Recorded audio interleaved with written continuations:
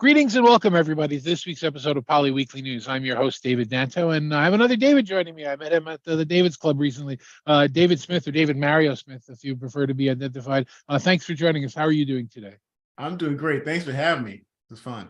Oh, it's always a pleasure to have you on the show and get your opinions. Now, you were supposed to be on our Enterprise Connect wrap-up show that we did about a Yes. month ago, and you had a bit of a personal conflict at the time. So I did want to get you on to talk about that, and then maybe spend a little time talking about UC Expo, where we're going to meet in September. But let's stay with Enterprise Connect for a second. What were your big feelings about the themes and products and solutions that came out of that show? Yeah, I mean, so that obviously Enterprise Connect, that was this year was all AI all the time, right? If we my colleague Blair calls it a buzzword bingo, right? So it was like, AI, open AI, chat GPT, generative AI, all the AI topics. But I thought what was interesting though was the switch to sort of focus it also on the use cases. So focus it more on the CX and then the contact center CCAS stuff, which was the other buzzword, in the bingo as well too, contact center. Yeah, it was interesting. We saw a number of experiments.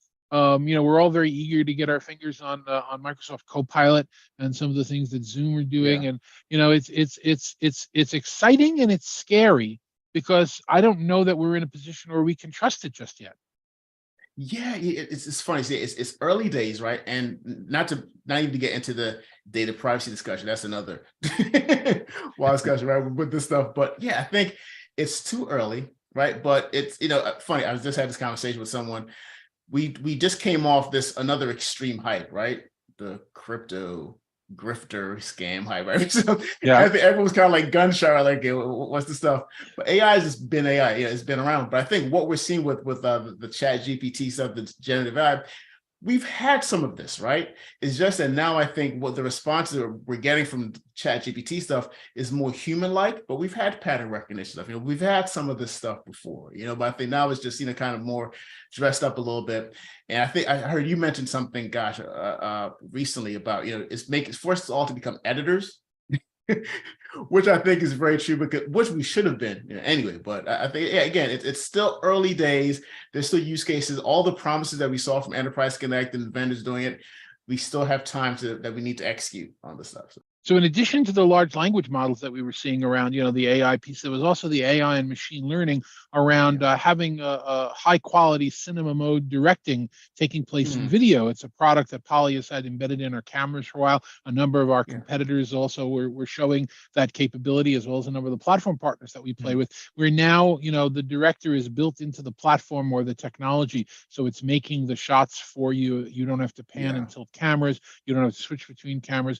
I think the intelligent director that Zoom showed was just two static cameras, and it was doing everything in software. I think the future of collaboration for video is definitely going to involve some level of that automatic production, and I thought that was really interesting to see at the show. Did you get an opinion around some of those? Yeah, absolutely. Yes, you mentioned sort of like the Poly AI heritage, right? Which you guys talked about that at the show as well too. But yeah, you're right. I think Cisco talked about was it cinematic? Good, the phrase they use, cinematic meetings, whatever it is. But yeah, it's basically the camera switching, sensing where the presenter is moving, where they're facing, and then the multiple cameras and switches, and so you get that sort of movie view, from the perspective of either the speaker or the person looking at the speaker, right? And so we're seeing a lot of that cinematic stuff happening. And you're right, I think we're seeing more innovation now on sort of, I guess, the AV side of it, as opposed to just the software side. We're seeing the innovation around the AV part, which is interesting and should be a trend going forward. But yeah, so we're seeing AI sort of on the regular collaboration stuff, on the actual in-meeting experience in terms of the software, but also on the devices themselves. What was the biggest short version answers, 2 or 3 things to come that you took away from Enterprise Connect? What's top of mind for you that made it worth your while to go? Funny. I loved this year. I loved the one of the best in show award winners. I think it was Maestro. I'm sorry, Bandwidth, with their Maestro tool. The ability to sort of bridge those apps across different UC platforms, AI platforms. I thought that was pretty interesting. I thought the Voyager 360 was pretty cool from Poly. Yeah, that's kind of redefining the market space right now. I think I saw Yeah. that one of our competitors just applied for a patent to do what we're already doing. So we'll have to kind of see Oh, how that really? works Oh, out. interesting. Yeah. Yeah. Yeah. I mean, actually, let me put it back on you. What was sort of one of your big takeaways that you were like, oh, that's interesting. That's pretty cool. Well, I think the underlying theme of Enterprise Connect, while we were listening to, talking about AI, listening to companies and seeing companies describe that, seeing the multiple cameras, everything that we talked about, it's also a time of upheaval in our industry. Mm, In all honesty, there are less tech jobs, primarily because there are less jobs. There's yeah. been a bit of a contraction. So there was always that undercurrent of, well, hey, how are you? Good to see you. Are you happy where you're employed? And I think Yeah. about a third of the people were, a third of the people weren't, but now's not the time to do anything about it. And there were Yeah. actually a third of the people there that were looking for the next job. Some really talented people I've worked with over the years that Yeah. that I was very surprised to see that were looking for work. So I think it's a time of transition in our industry. And I guess that's why it's an interesting time to bring up that other show that we're going to be meeting with each other at in September. UC Expo is doing their first US show, and again, I Yeah. think talking about the transition, talking about what it's like using UC platforms in a way that maybe Hmm. with less manpower, Yeah. having more automation, Yeah. more remote, more hybrid. I think these transitions, we're at a culture war standpoint, whether you're in office or hybrid or remote. I think a Yeah. lot of these themes are going to come out at that conference.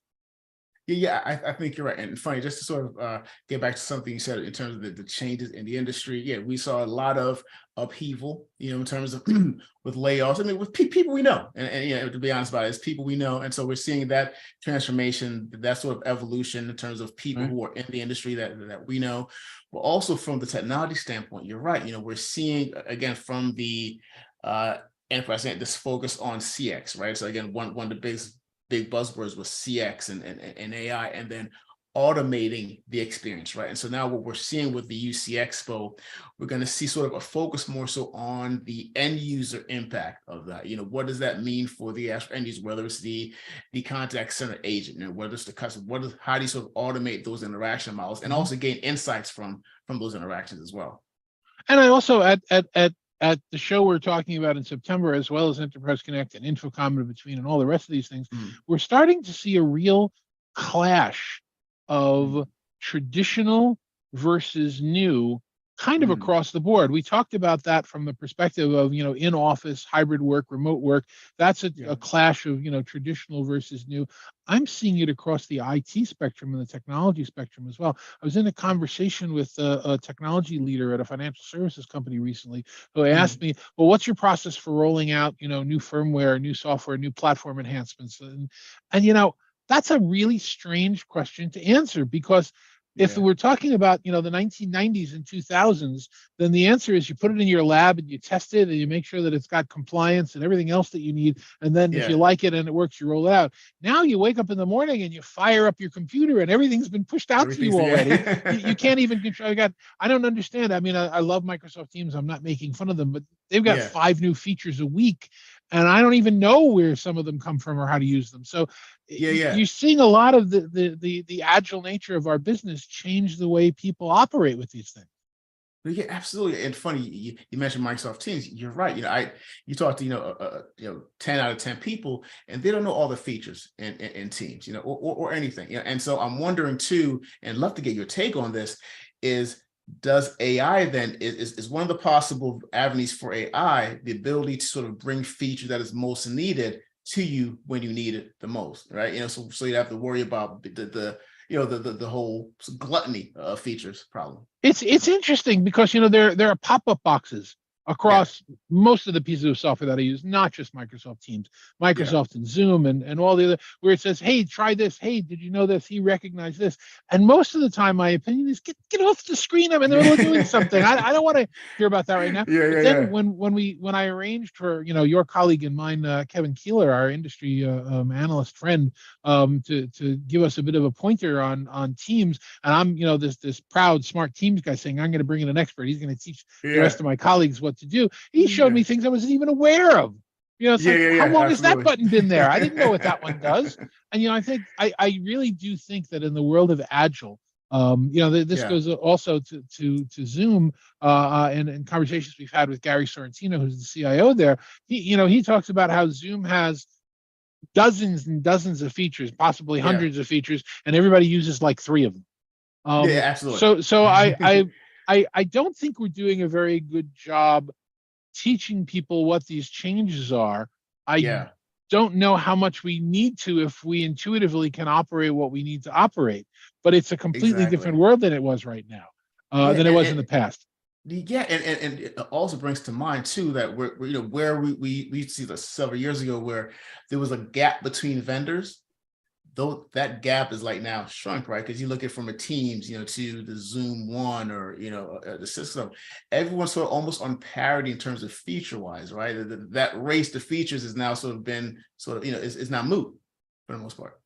Yeah, so that and that's a good thing. I always wanted our industry to move to the iPhone model, which is or an Android phone model where you buy a device based on the features and the capabilities and the strengths of the device, but you can connect it to any provider that you want.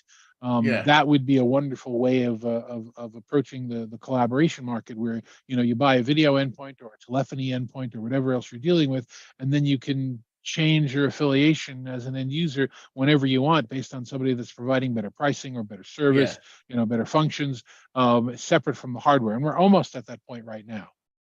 Absolutely.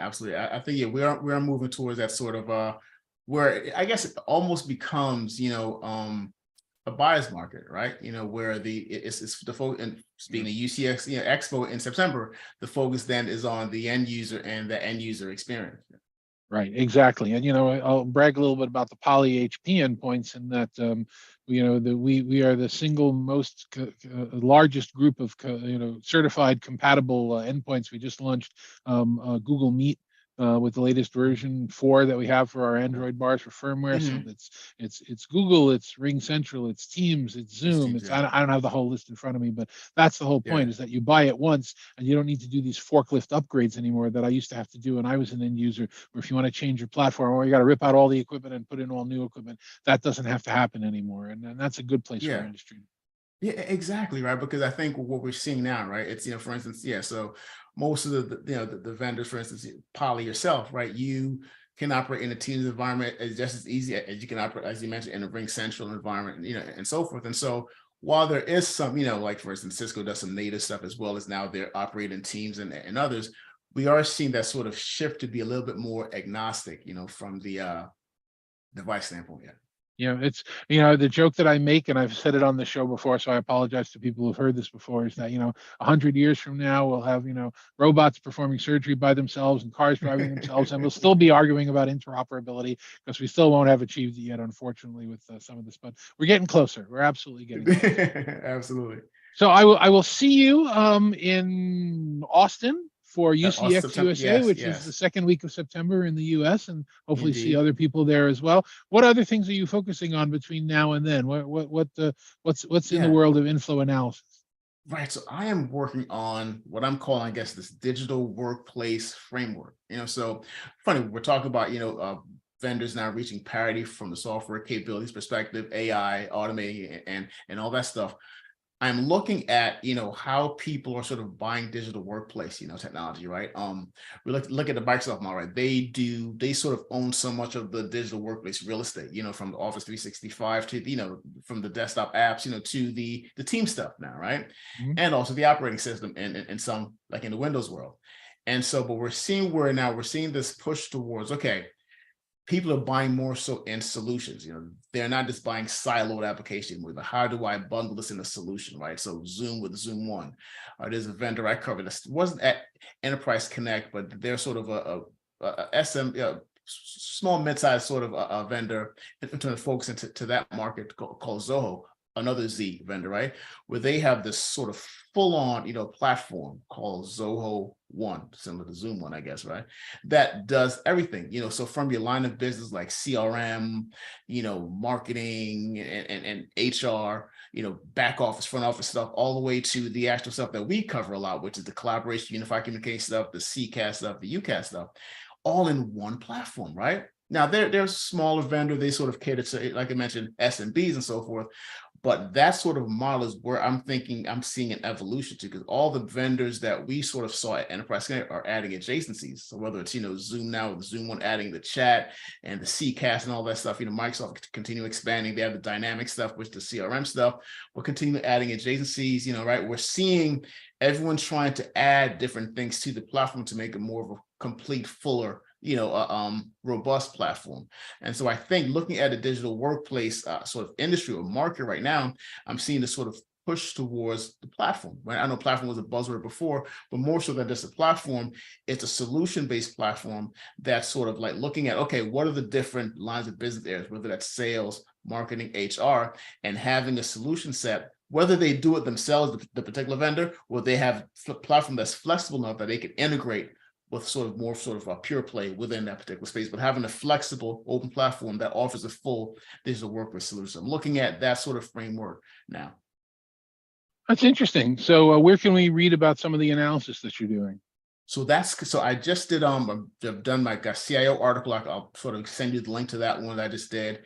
I have a sort of a report that I give to my subscribers, but I'm also working on a graphic that sort of displays what that will actually look like. So someone can actually okay, let me use this as a reference guide to make better technology decisions for my digital workplace. Yeah, that's a difficult thing to do. I've tried to create, graphics that kind of show the world of anything, you see video, and it's, if you can actually get something that makes sense, it changes every couple of days. So it's very hard to do. So I certainly wish you luck with that. If somebody wanted to reach out to you directly to chat with you about this or find out what you do, how should they do that? So Twitter at Dave Mario, LinkedIn, David Smith, and Dave at infloanalysis.com, my direct email. Dave, thank you. It's always a pleasure to have you on the show and get your perspectives. And I will see you in person in September. Oh, looking forward to it. That sounds great. That should be a song. Oh, well. Anyway. Should I grab the guitar? Absolutely. Although I don't know how you would do with see you in September, but anyway. So that's it for this week's episode of Poly Weekly News. Thank you very much for watching. For all of my colleagues at HP and Poly, we do appreciate you taking the time every week to be with us, and we'll see you next week.